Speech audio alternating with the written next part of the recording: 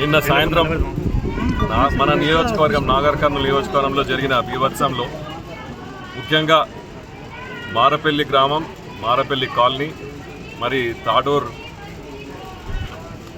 మండలంలోని గూడగూలడం, అదేవిధంగా తెల్కపల్లి గ్రామంలో పాపం పసి బాలుడు 13 సంవత్సరాల బాలుడు పిడుగుపడడం, ఈ ఘోరము మొత్తం తెలంగాణ రాష్ట్రం మొత్తము బాధపడుతుంది. అదేవిధంగా పొద్దున్న మేము రాత్రి తెలుసుకోగానే ఇక్కడ ఈ తల్లిదండ్రులు ఒక తాడూరుకు సంబంధించిన ఒక వ్యక్తి, వారి కూతురు, వారితో పాటు వాళ్ళకి పనిచేస్తున్న 2 కూలీలు గోడబడి చనిపోవడం, అదేవిధంగా మారపల్లి గ్రామంలో పెద్ద మనిషి 55 ఏళ్ళ పెద్ద మనిషి పిడుగుబడి చనిపోవడం దురదృష్టకరం. మన నియోజకవర్గం జరగడం అది దురదృష్టకరం.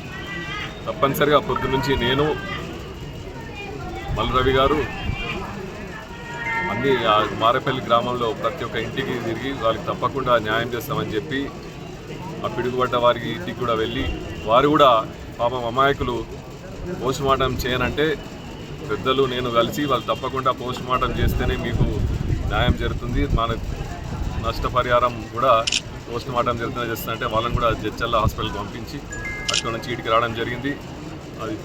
అది చూస్తుంటేనే చాలా బాధాకరంగా ఉంది, ఏడుపు వస్తుంది. అది కూడా మన నియోజకవర్గం జరగడం మనకు మరొకసారి చెప్తున్న దురదృష్టకరం. తప్పకుండా ఇప్పుడు వీటి నుంచి చక్కగా కలెక్టర్ దగ్గరికి వెళ్ళి మనకు అతి త్వరలో ఈ 2-3 రోజులలో వాళ్ళకు నష్టపరిహారం మన గవర్నమెంట్ తరఫున ఎంత రావాలనో అంత ఇచ్చి వాళ్ళకు రేపు రాబోయే కాలంలో కూడా వాళ్ళకు ఎటువంటి అంటే సేవలు చేయాలన్నా, వాళ్ళకి ఎటువంటి ప్రాబ్లమ్స్ ఉన్నా మేము చూసుకుంటామని మీ ద్వారా తెలుపుతూ, తప్పకుండా ఇటువంటి అంటే మనం ప్రభుత్వం వచ్చిన తర్వాత మన నాగర్ కర్నూలులో ఇటువంటి పెద్ద ఘటన మొదటిసారి అయింది కాబట్టి మేము కూడా దాన్ని తట్టుకోలేకపోతున్నాం.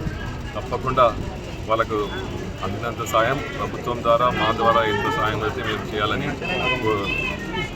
ఆలోచనలో ఉన్నాం.